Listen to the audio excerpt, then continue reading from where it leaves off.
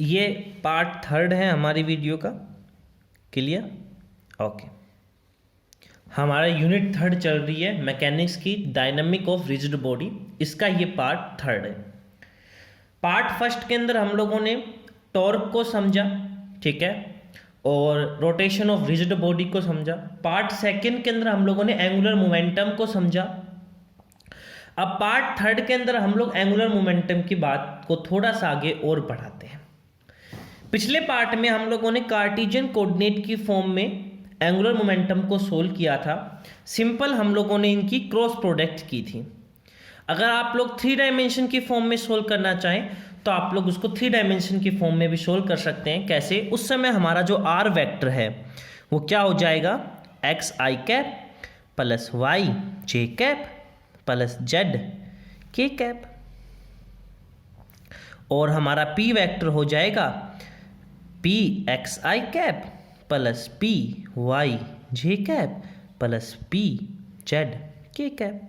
और फिर हम लोग सिंपली क्या करेंगे, क्रॉस प्रोडक्ट करेंगे आर क्रॉस पी की, और हमारे सामने रिजल्ट आ जाएगा।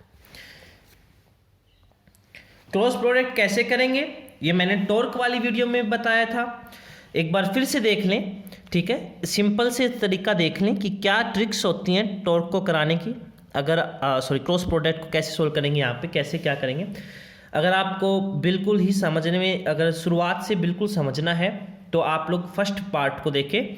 यहाँ पे मैं आप लोग को हिंट दे देता हूँ। हम लोग 2 रूल का फॉलो कर रहे थे, 2 रूल्स का हम लोग फॉलो कर रहे थे। एक तो आई जे के, इस तरीके से अगर क्लॉकवाइज चलेगा तो पॉजिटिव आएगा। जैसे एग्जांपल के रूप में दे दूं कि मैं निकालूं आई क्रॉस जे, तो हमारे सामने क्या आता था के।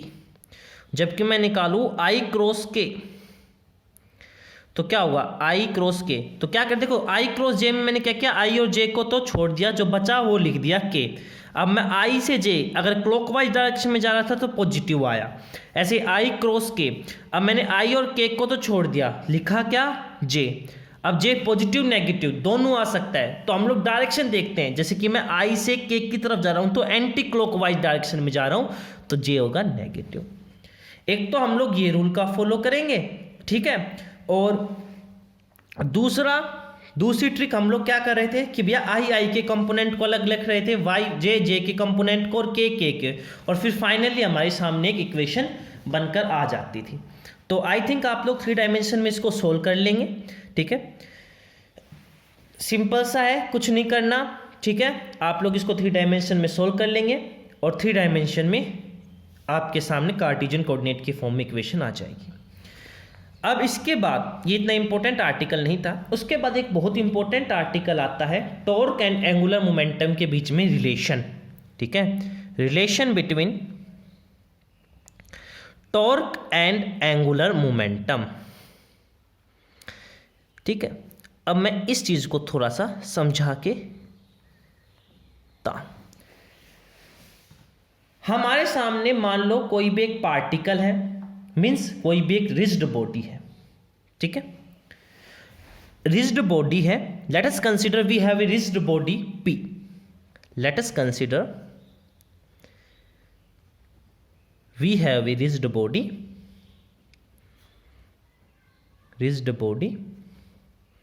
P नहीं, P तो हम लोग लीनियर मोमेंटम के लिए यूज करेंगे।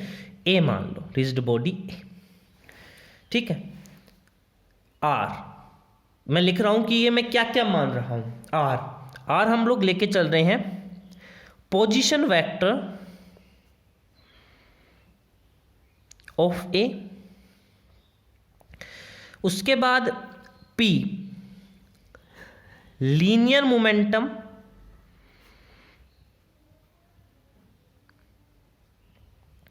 Of A। उसके बाद L angular momentum of A। उसके बाद टॉर्क ऑफ A, ठीक है। टॉर्क एक्टिंग ऑन A लिखेंगे, torque acting on A, this is right. Okay, और एक हम लोग यहाँ पे एफ का भी यूज करेंगे, इसको लिखेंगे फोर्स एक्टिंग ऑन ए के ऊपर लगने वाला फोर्स। तो समझ में आ गया आप लोगों को कि हम लोगों ने क्या क्या चीज़ क्या क्या मानी है। अब देखो, अब हम लोगों ने जो पढ़ा है मैं उसी का यूज करूंगा। हम लोगों ने एंगुलर मोमेंटम का आपका एक रिलेशन पढ़ा था लीनियर मोमेंटम के साथ, और हम लोगों ने उसकी डेफिनेशन भी उसी प्रकार से दी थी। उस रिलेशन से ही हम लोगों ने उसको डिफाइन भी किया था कि angular momentum is equal to होता है आर क्रॉस पी के। किसके बराबर होता है? आर क्रॉस पी के। ओके, अब मैं क्या करता हूँ, दोनों तरफ डिफरेंशिएशन कर देता हूँ टाइम के रेस्पेक्ट में। तो इधर भी मैंने क्या किया, एंगुलर मोमेंटम का डिफरेंशिएशन कर दिया टाइम के रेस्पेक्ट में, और दूसरी तरफ भी मैंने एंगुलर मोमेंटम का डिफरेंशिएशन कर दिया टाइम के रेस्पेक्ट में। तो इसका क्या होगा, खोलते हैं भैया, फर्स्ट एज इट इज, दूसरे का डिफरेंशिएशन टाइम के रेस्पेक्ट में, प्लस इसका क्या होगा, ठीक है। तो दूसरे वाले में क्या होगा, अब first as it is second का differentiation, second as it is first का डिफरेंशिएशन। अब देखना ध्यान से, R cross DP by D किसके बराबर होता है? डीपी बाई डी आप लोग का फोर्स के बराबर होता है, ठीक है। तो ये हो जाएगा F. And D R by D किसके बराबर होता है? डी आर बाई डी हमारा v के बराबर होता है। तो देखो p का तो क्या आ जाएगा, m इंटू वी लिख दो इसको तो, और मैं इसको लिख देता हूँ v। अब दो सेम वेक्टर की cross product v cross v किसके बराबर होगी? 0 के बराबर। तो ये सेकेंड टर्म 0 के बराबर चली जाएगी, तो ये आ जाएगा r क्रॉस f, सिंपल। और r क्रॉस f ही किसके बराबर होता था? टॉर्क के बराबर। तो यहाँ से एक रिलेशन आ गया टॉर्क और एंगुलर मोमेंटम में, torque is equal to d l by d t. अब देखो ऐसा ही एक रिलेशन हम लोगों ने पढ़ा था लीनियर वाली कंडीशन में, जिसका हम लोगों ने यहाँ पे यूज भी किया है। देखो ये रहा कि force is equal to d p by d t, ठीक है। तो यहाँ से आप लोग ये भी समझ सकते हैं, जैसा कि मैंने बताया भी था, कि जो टॉर्क है वो एनालोगस होता है फोर्स के, और जो एंगुलर मोमेंटम होता है वो एनालोगस होता है लीनियर मोमेंटम के। मतलब कि जो काम सिंपल मोशन, ट्रांसलेटरी जो मोशन होता है उसमें फोर्स करता है, वही काम रोटेटरी मोशन में टॉर्क करता है। जो काम मोमेंटम करता है वही एंगुलर मोमेंटम का होता है। क्लियर? तो आप लोग इसको ऐसे भी डिफाइन कर सकते हो, टॉर्क की डेफिनेशन इससे भी आप लोग बता सकते हो कि torque may be defined as the time rate of change of angular momentum about that axis. मैंने क्या कहा? Torque may be defined as the time rate change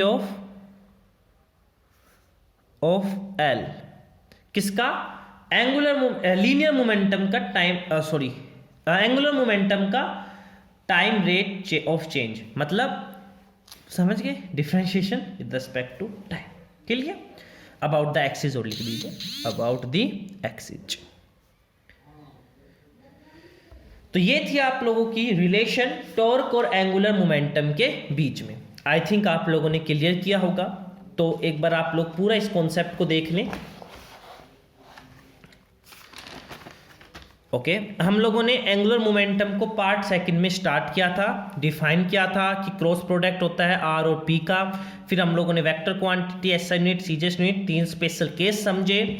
उसके बाद हम लोगों ने इसको कार्टेशियन की फॉर्म में भी समझा, और फिर आज हम लोगों ने टॉर्क और एंगुलर मोमेंटम के रिलेशन निकाला। मैंने पहले कहा था हर एक आर्टिकल का बेसिक स्ट्रक्चर होता है। इसका बेसिक स्ट्रक्चर क्या है कि हमारे सामने एल दे रखा होगा, हम लोग उसका डिफरेंशिएशन कर देंगे टाइम के रिस्पेक्ट में, एंड देन सोल्व किया।